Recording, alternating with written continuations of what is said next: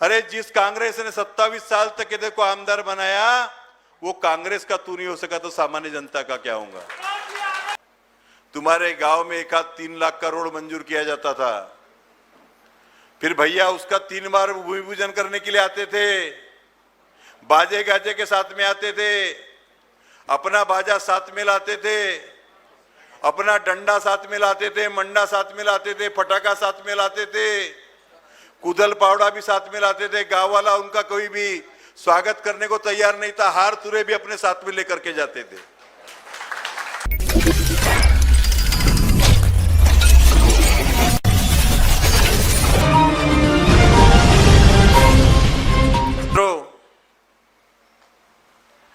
जिस प्रकार से चुनाव में तन मन धन के साथ में आप मेरे साथ में खड़े थे, लेकिन आज बारी इस चुनाव में सामने बैठे हुए कार्यकर्ता की है। आपके बीच में से कोई जिला परिषद का चुनाव लड़ने वाला है, पंचायत समिति का चुनाव लड़ने वाला है, नगर पालिका का चुनाव लड़ने वाला है, ग्राम पंचायत का चुनाव लड़ने वाला है। आपने तन मन और धन के साथ में मेरा पूर्ण साथ दिया था। मैं आपसे वादा करता हूं, एक हिम्मत के साथ में जनता पार्टी के उम्मीदवार के रूप में आप सामने जाइए। हमारा कार्यकर्ता जनता आपके साथ में खड़ा रहेंगे, लेकिन आपका एक जनता का आमदार के रूप में जिसने आपने लोगों ने मुझे आमदार बनाया, पूरे ताकत के साथ में आपके साथ में खड़ा रहूंगा। चाहे तन की बात हो, चाहे मन की बात हो, चाहे धन की बात हो, कोई चीज की कमतरता पड़ने वाली नहीं है मित्रों। लेकिन हमको फिर से इतिहास बनाना है। इसके पहले जब जिला परिषद में, पंचायत समिति में जिन लोगों की सत्ता थी, किसकी सत्ता थी यहां पर, आप पता है कि भूल गए? याद है ना कि भूल गए? लेकिन उन लोगों ने मित्रों जिला परिषद में घोटाले के अलावा कुछ नहीं किया। अभी 8 दिन के बाद में पत्रकार परिषद लेकर के उनका घोटाला मैं सामने में लाने वाला हूं।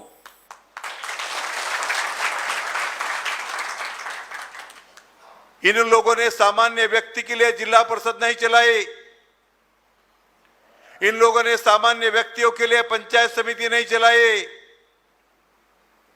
क्योंकि जिला परिषद और पंचायत समिति और ग्राम पंचायत ये ग्राम विकास की रीढ़ की हड्डी होती है।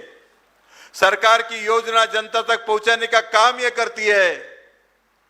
लेकिन मित्रों, सरकार की योजना का पैसा जब जिला परिषद में आया, पंचायत समिति में आया, वो पैसा जनता तक नहीं गया, वो योजना जनता तक नहीं गई। आज जिला परिषद पंचायत समिति में मैं नहीं कहता, अभी सरकारी जिनके हाथ में तंत्र है, उन्होंने उसको सब फाइल पे निकाला है। 20 करोड़ रुपए का घोटाला जिला परिषद में हुआ है। 20 करोड़ रुपए का घोटाला। आपके अधिकार का पैसा, आपके हक का पैसा लूटने का काम जिला परिषद के माध्यम से, पंचायत समिति के माध्यम से इन लोगों ने किया है। जो शेष फंड का पैसा पंचायत समिति में जमा रहता था, जो शेष फंड का पैसा जिला परिषद में जमा रहता था, अनेक योजनाओं का पैसा जो जिला परिषद में जमा रहता था, ये पैसा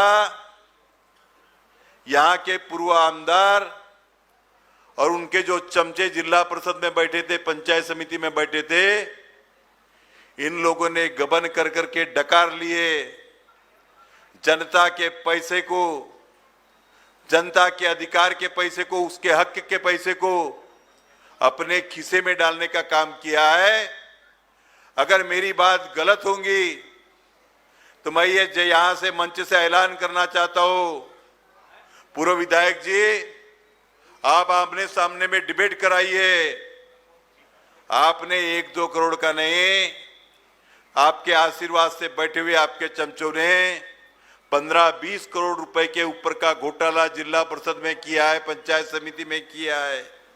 अगर मेरी बात गलत हुई तो ये मंच से मैं ऐलान करता हूं कि मैं राजकारण छोड़ दूंगा, नहीं तो आपने घोटाले को स्वीकार कर करके अपने आने वाले समय की जो आपने बात करना है वो लोगों के सामने में बताना चाहिए।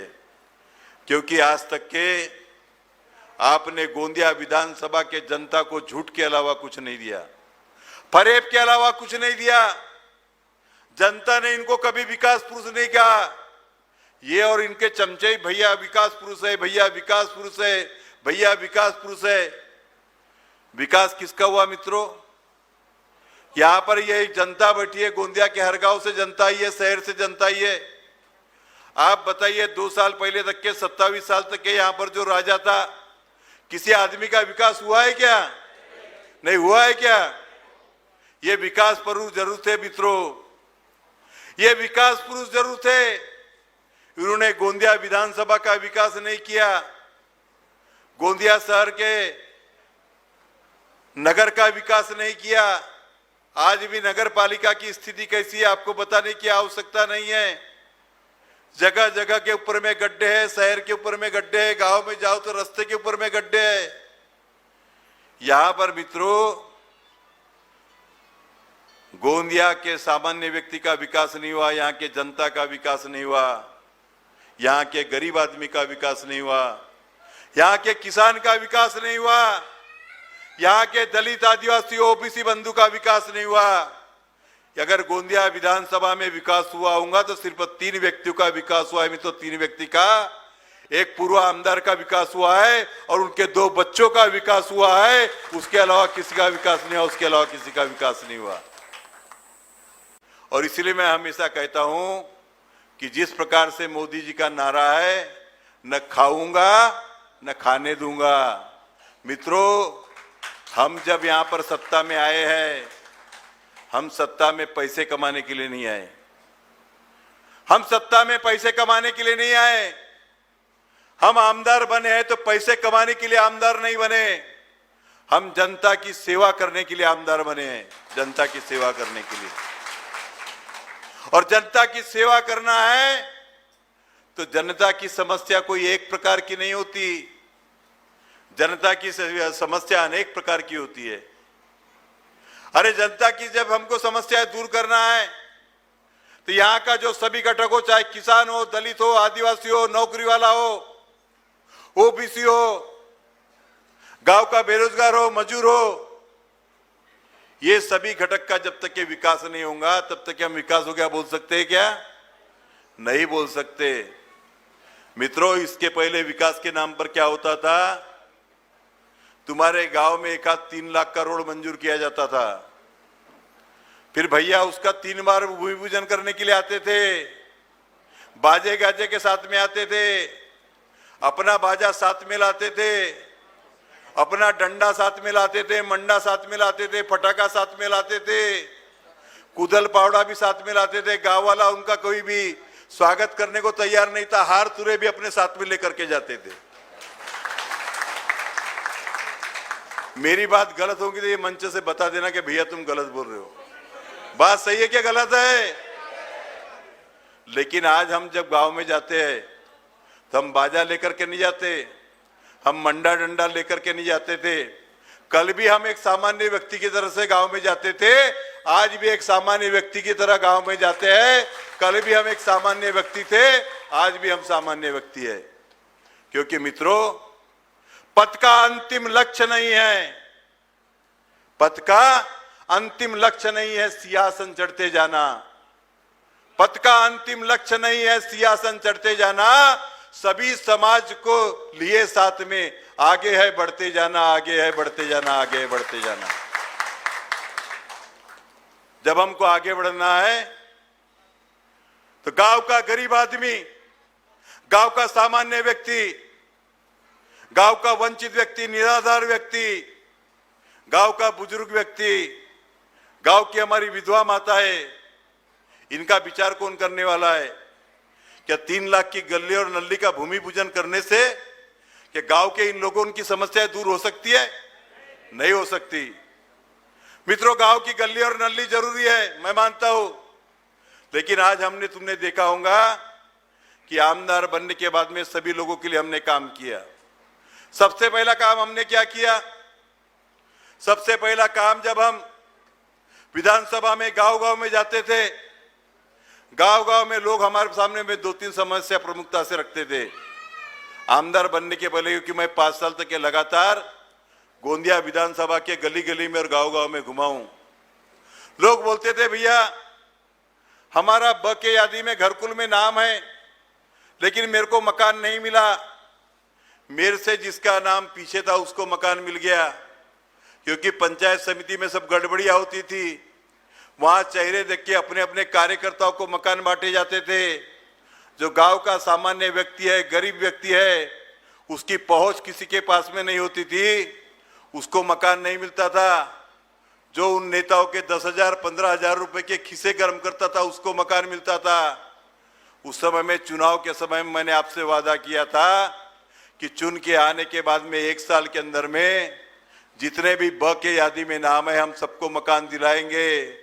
और मित्रों, मैंने अपना वादा पूरा करने के लिए जहां जहां भी हमको जाना पड़ सकता है, चाहे केंद्र सरकार हो, राज्य सरकार हो, उन मंत्रियों के पास में हम गए।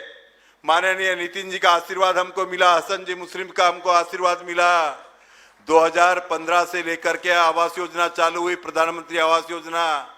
2019 तक के 7,000 लोगों को मकान मिले, लेकिन 2020 में 1 साल में, 4 साल में, पूर्व आमदार के कार्यकाल में 7,000 लोगों को मकान मिले, लेकिन 1 साल में हमने 14,000 लोगों को मकान दिलाने का काम किया है। 14,000 लोगों का, ये होती है जनता की सेवा। दूसरी बात, मैं जब गांव-गांव में जाता था, मेरे को अनेक लोग कहते थे कि भैया गांव का एक पटेल आदमी है, बड़ा किसान है, उसका नाम बीपीएल के राशन कार्ड में है, उसको 2 रुपए किलो का अनाज मिलता है, 3 रुपए किलो का अनाज मिलता है। लेकिन मैं गांव का गरीब आदमी हूँ, रोज कमाने वाला हूँ, मजदूरी जाता हूँ, मेरी खेती नहीं है, जमीन नहीं है, मेरे को किसी भी प्रकार का अनाज नहीं मिलता। और मित्रों, हमने प्रण किया है कि इसकी हमने शुरुआत कर दी है। अभी तक के 8,000 व्यक्तियों को हमने 2 रुपए किलो का और 3 रुपए किलो का राशन दिला दिया, उनको राशन मिलना शुरू हो गया है। और आने वाले 5 साल में 50,000 लोगों को अपने गोंदिया विधानसभा के हम ये राशन दिलाने वाले। तीसरी बात जो आज तक के पूरे महाराष्ट्र के इतिहास में नहीं हुई, जब मैंने संकल्पना रखी कि गांव का जो हमारा किसान आदमी है, आज हमारा धान जो बिक्री होता है, धान बेचते समय तो भयंकर अड़चने आती है, और इस साल तो रिकॉर्ड ब्रेक अड़चने आई। और इसके चक्कर में इस साल धान खरीदी अपने गोंदिया भंडारे जिले में अक्टूबर में धान खरीदी शुरू होना चाहिए, दिसंबर में धान खरीदी शुरू हुई। बात सही है कि गलत है? हमारा सामान्य आदमी का चुराड़ा हो गया। लेकिन हमने कहा, हमने इनको प्रशासन को कहा कि आप धान खरीदी कीजिए। धान खरीदी करोगे, नहीं करोगे तो जब तक कि हम चैन से बैठने वाले नहीं हैं, हम आंदोलन करेंगे। हमने धमकी दी है। और साथ में हमने कहा कि आज गोरेगांव तालुका में 18,000 हेक्टेयर जमीन है, वहां पर 20 संस्थाएं धान खरीदी करती है। हमारे गोंदिया में 40-43,000 हेक्टेयर जमीन है, यहाँ पर 16 सिर्फ संस्थाएं काम करती है। ये संस्थाएं आपने बढ़ाना चाहिए। संस्थाएं बढ़ने से किसानों को भी जल्दी जल्दी उनका धान बिकेगा। हमने संस्थाएं बढ़वाई। इस साल हमारे धान की जो क्वालिटी थी और थोड़ी कमजोर थी, लेकिन हमने संस्था चालकों के ऊपर में दबाव डाल के कहा कि हमारे पूरे किसानों का धान खरीदी होना चाहिए। और मित्रों, 100% किसानों का धान बिक्री करने के लिए जिनको ले गया, उनका धान खरीदने का हमने काम किया है। लेकिन मित्रों, ये धान की जो समस्या ये दूर नहीं होती। हमारे अड़चन थी कोरोना की, पैसा लेट मिला, चुकारा लेट मिला, बोनस लेट मिला। कोरोना के कारण सभी सरकार के अड़चन थी, वो एक अलग बात है। रबी के समय में पुराना जो खरीफ का हमारा धान था, वो क्वालिटी कमजोर है करके मिल वाले उठाने को तैयार नहीं थे। ये सब समस्या को हमने सुलझाया। मिल वालों को अलग से उनको मुबर्रा दिला करके जो हमारा जो किसान भाइयों का धान था उनको उठाने के लिए बाध्य किए हमने। ये सब समस्याएं सुलझाए। लेकिन हम देखते हैं कि गोदाम के कारण बहुत बड़ी अड़चन किसानों को धान बेचने के लिए आती है। एक गांव से दूसरे गांव, तीसरे गांव 10 किलोमीटर 15 किलोमीटर दूर तक के किसान को धान बेचने के लिए जाना पड़ता है। और इस समय में उसका 2,000, 3,000, 5,000, 10,000 रुपये खर्च होता है। और इसीलिए हमने निर्णय लिया कि गोंदिया विधानसभा के प्रत्येक ग्राम पंचायत के स्तर के ऊपर में हम किसानों के लिए कृषि गोडाउन बनाएंगे। उसकी शुरुआत भी हमने कर दी है और आने वाले 3 साल के अंदर में 100% ग्राम पंचायत में हम कृषि गोडाउन बनाने वाले हैं। 100%। ये महाराष्ट्र में पहला प्रयोग है। अभी 10 साल 15 साल से खेत के पादन रास्ते बने थे, मट्टी का काम हो गया, लेकिन उसके ऊपर मुरुम का काम नहीं हुआ, उसके ऊपर गिट्टी का काम नहीं हुआ। उसके लिए हमारे पूर्व विधायक जी ने ध्यान नहीं दिया, क्योंकि एमआरजीएस का काम ग्राम पंचायत करती है, वहां उनके चमचों की कुछ चलती नहीं, तो इन्होंने इसलिए उन्होंने उसके तरफ ध्यान नहीं दिया। उसके तरफ कभी भी किसान के लिए मैं काम करूंगा इसके ऊपर ध्यान नहीं दिया। लेकिन हमने आते के साथ में महाराष्ट्र में पहला प्रयोग किया। हमने अधिकारियों के साथ में बैठक ले लेकर के जो अड़चने थी वो दूर की और आज 100% पादन रास्ते पे गोंदिया विधानसभा के 100% पादन रास्ते के ऊपर में मुर्मीकरण का खड़ीकरण का काम करने की शुरुआत हमने कर दी है और आने वाले 1 साल के अंदर में 100% ये जून महीने तक के सभी पादन रास्तों के ऊपर में हम काम कर रहे हैं। मित्रों, काम अनेक है, काम आपको बताने जाऊंगा तो मेरा दावा है, अभी काम कोरोना के कारण शुरू नहीं हुए, लेकिन अब शुरू होंगे बड़े पैमाने पर। हमारे महाविद्यालय की बिल्डिंग जो पिछले 5 साल से नहीं बनी थी, उसके लिए 690 करोड़ रुपया, रस्तों के लिए हमने पैसा मंजूर कराया। 25-15 के अंतर्गत 14 करोड़ रुपए, हमने 13 करोड़ रुपए, हमारे ग्रामीण भाग के विकास के लिए, शहर के विकास के लिए 14 करोड़ रुपए, सार्वजनिक बांधकाम से पुलिया और रस्तों के निर्माण के लिए 32 करोड़ रुपए, हमारे क्या बोलते भाई मुख्यमंत्री सड़क योजना में करीब 8-9 करोड़ रुपए, 4-5 करोड़ रुपए प्रधानमंत्री सड़क योजना में, और आने वाले 2-3 महीने के अंदर में 15 से 20 करोड़ रुपए फिर से हम प्रधानमंत्री सड़क योजना में मंजूर करा के ला रहे हैं। और इस प्रकार से एक चौतरफा विकास, एक सभी का विकास हो, इस दृष्टि से हम काम कर रहे हैं। और सबसे बड़ी बात आपको मैं बता देना चाहता हूं कि आज गांव-गांव में हम देखते हैं कि पीने के पानी की समस्या बड़े पैमाने पर है। शहर में पीने के पानी की समस्या है और इसके लिए उनको गांव की जो योजना है वो गर्मी के दिन में बंद हो जाती है, वहां से उनको पीने का पानी नहीं मिलता। और इसलिए हम गोंदिया विधानसभा में कायम स्वरूपी पीने के पानी की समस्या दूर हो, उसके लिए एक पूरे हर गांव का सर्वे हमने कराया है और जल जीवन के माध्यम से करीब करीब 100 करोड़ रुपए की राशि आज गोंदिया विधानसभा के अंदर में पीने के पानी के लिए खर्च होने वाली है। और आने वाले 2-3 साल के अंदर में 100% घर तक के नल पहुंचे, जल पहुंचे, इस प्रकार की व्यवस्था हम कर रहे। मित्रों, समय बहुत हो चुका है, आपको भी अपने अपने गांव जाना है, पानी का समय, इसलिए आपका मैं बहुत समय नहीं लूंगा। मैं सिर्फ इतना कहना चाहता हूं कि आज हम हमारे जो अपंग भाई लोग हैं, वो अपंग भाई लोगों उनको मोटराइज्ड ट्राइसिकल मिले, इसके लिए कोई प्रयास नहीं किया गया।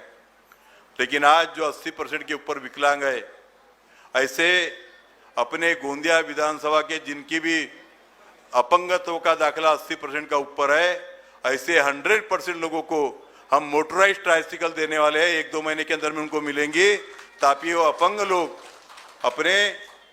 अपने आप आना जाना कर सके, घूम सके, फिर सके। आज हमारी विधवा महिलाएं हैं, 65 साल के ऊपर के बुजुर्ग है, इनके निरंतर फार्म भरने का काम हम करते हैं। पिछले 5 साल से हमारे भावराव जी के उसके अध्यक्ष थे, अभी फिर अध्यक्ष वो सरकार बदलने से भी अध्यक्ष नहीं है। लेकिन मित्रों, जब से हमारे भावराव जी अध्यक्ष थे तब से लेकर के आज तक के गोंदिया में इसके पहले जितने लोग नहीं थे 25-30-40 साल में, उससे ज्यादा 7,000-8,000 लोगों को लाभ हमने अकेले 2-3 साल के अंदर में इन हमारे निराधार भाइयों को देने का काम किया है, बुजुर्ग व्यक्ति को देने का काम किया है। और इस प्रकार से अभी हमारे यहाँ पर शहर के दृष्टि से हम बोलेंगे, 70 साल से जब से देश आजाद हुआ तब से हमारे गोंदिया का सिटी सर्वे नहीं हुआ था।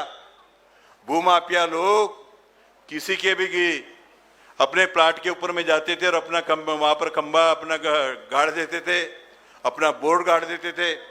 और इससे निजात दिलाने के लिए हमने गोंदिया का सिटी सर्वे मंजूर कराया और इस साल अभी हम दिवाली तक के सिटी सर्वे का काम चालू करने वाले हैं और उसके माध्यम से निश्चित तौर पे दिलासा मिलने वाला है।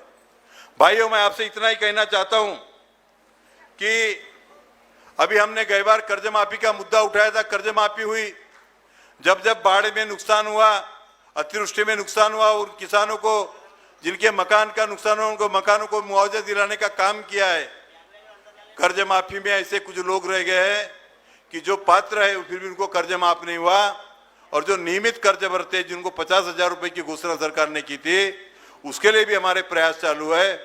थोड़ा कोरोना का काल है, ये कोरोना का संकट खत्म होने के बाद में निश्चित तौर पे हम सरकार को बाध्य करेंगे कि नियमित जो कर्ज भरता है उसको भी प्रोत्साहन राशि मिलना चाहिए।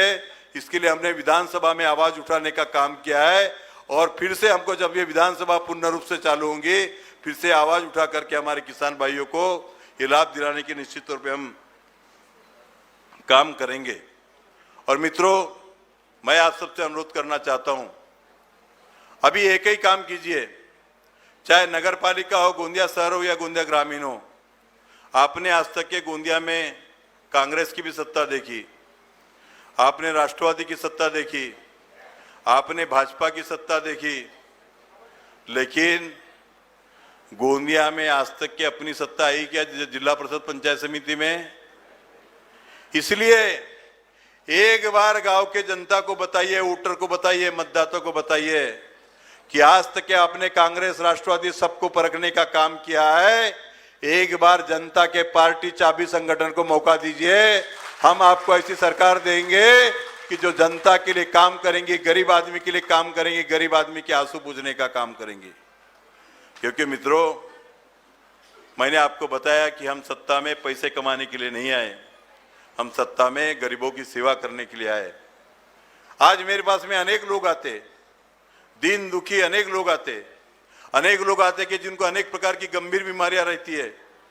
लेकिन मित्रों, मैं कोई बहुत बड़ा दानदाता हूं या बहुत बड़ा उपकार करता हूं, ऐसी वाली बात नहीं है। लेकिन मैंने गरीबी बहुत नजीक से देखी है।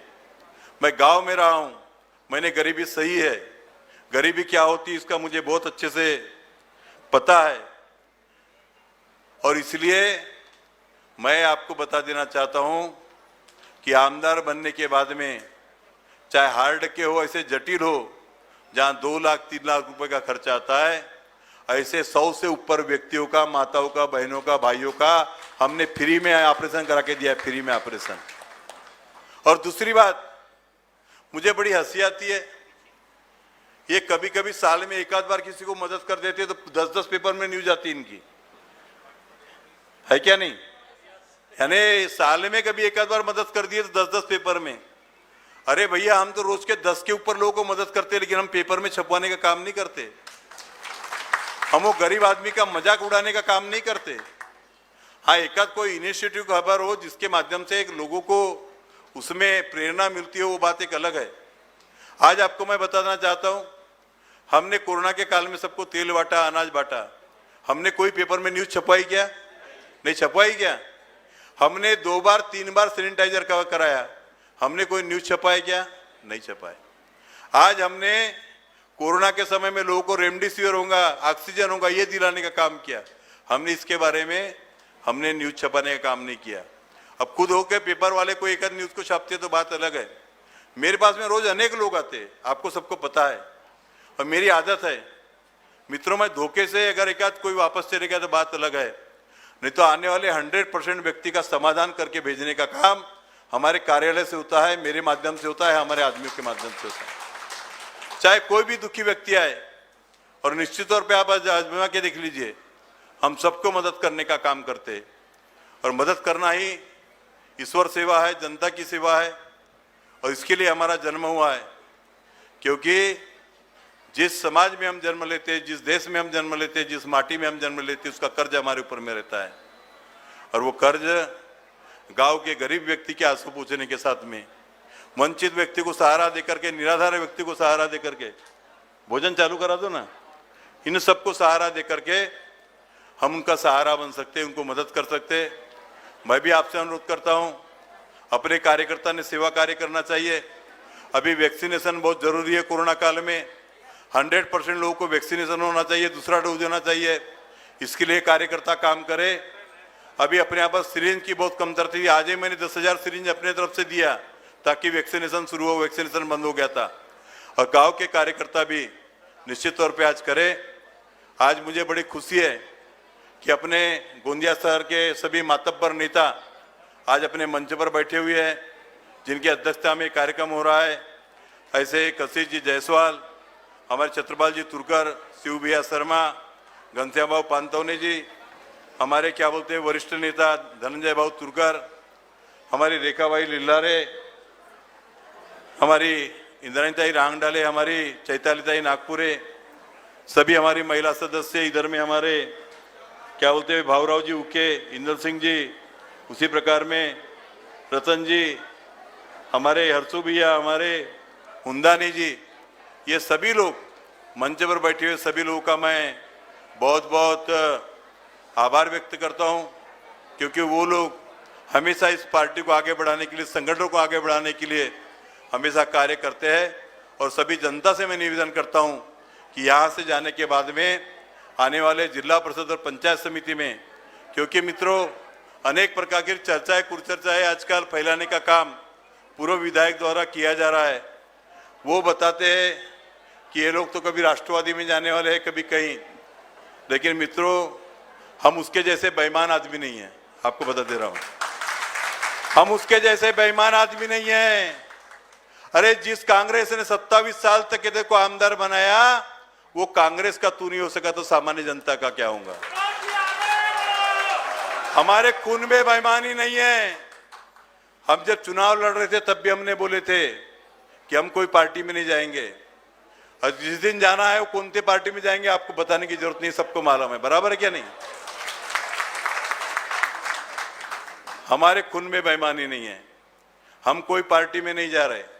जिस दिन जाएंगे पूरी जनता को बुलाएंगे, उनके सामने फैसला करेंगे। मैंने एक बार नहीं 100 बार कह चुका हूं, और जनता का आपका जो फैसला रहेगा उसके हिसाब से हम निर्णय लेंगे। आज हमारी जनता की पार्टी नाम देख के समझ गए होंगे कि हमारा विचार क्या है। बराबर है क्या नहीं? और असली पार्टी यह है, क्योंकि आपको बता देना चाहता हूं मैं, इन्हें अभी जो वहां पर पूर्व विधायक जी जो है हमारी जनता पार्टी में, उनके कार्यकर्ता के मन में अभी भी भारतीय जनता पार्टी के विचार घुसे नहीं है। अभी भी व्हाट्सएप के ऊपर में मोदी का विरोध करते हैं उनके कार्यकर्ता। बात सही है कि गलत है? और हमारा कार्यकर्ता किसका समर्थन करता है बताने की जरूरत है क्या? नहीं है। क्योंकि मित्रों अभी ये बीच में बहुत झटपटा रहे थे, नाना भाऊ के पास में गए, नाना भाऊ नहीं मिले तो कमलनाथ को लेकर के सोनिया गांधी के पास में गए, राहुल गांधी के पास में गए। उन्होंने कहा कि भाई तुमको बात करना है तो नीचे जाकर के नाना भाऊ से बात करो। फिर नाना भाऊ के पास में सुनील केदार को लेके गए, लेकिन इनका कांग्रेस प्रवेश अब बंद हो गया है। नाना भाऊ इनको लेने को तैयार नहीं है। फिर ये गए शिवसेना में, शिवसेना के लोगों को मालूम है इनकी आदत, शिवसेना वाले भी इनको लेने को तैयार नहीं है। फिर ये गए राष्ट्रवादी में, प्रफुल्ल भाई के पास में कम से कम मेरे को ले लो, राष्ट्रवादी वाले इनको लेने के लिए तैयार नहीं है। क्योंकि मित्रों ये आदमी बेईमान है। ये भारतीय जनता पार्टी का कभी नहीं हो सकता, और कोई भी पार्टी का कभी नहीं हो सकता। क्योंकि ये पप्पू ये किसी का भी काम रहा, इसके हाथ से आदत नहीं गई है। जब आमदार था तब तो कोई भी काम को मेरे ही प्रयास से बोलता था। अभी आमदार नहीं, फिर भी इसकी जो भूमि पूजन करने की ललक है अभी तक के नहीं गई। अब वो झूठे कामों को बोलता है ये मेरा काम है, मेरे प्रयास से हुआ। अब मुझे बड़ा विचार आता है, ये आमदार नहीं खासदार नहीं, इसके प्रयास से काम मंजूर हो रहे। न्यूज छाप देता है कोई भी गांव के मेरे प्रयास से यहाँ मंजूर हो गया। अब क्या होता है, कई लोग क्या होता है किसी को कन्विंस नहीं कर सकते तो कंफ्यूज करते। अगर एक आदमी के पास में सामने में 100 बार कोई झूठ बोला जाए तो उसको सत्य लगने लगता है। ऐसा ये आदमी लोगों को बहकाना चाहता है। इसलिए जो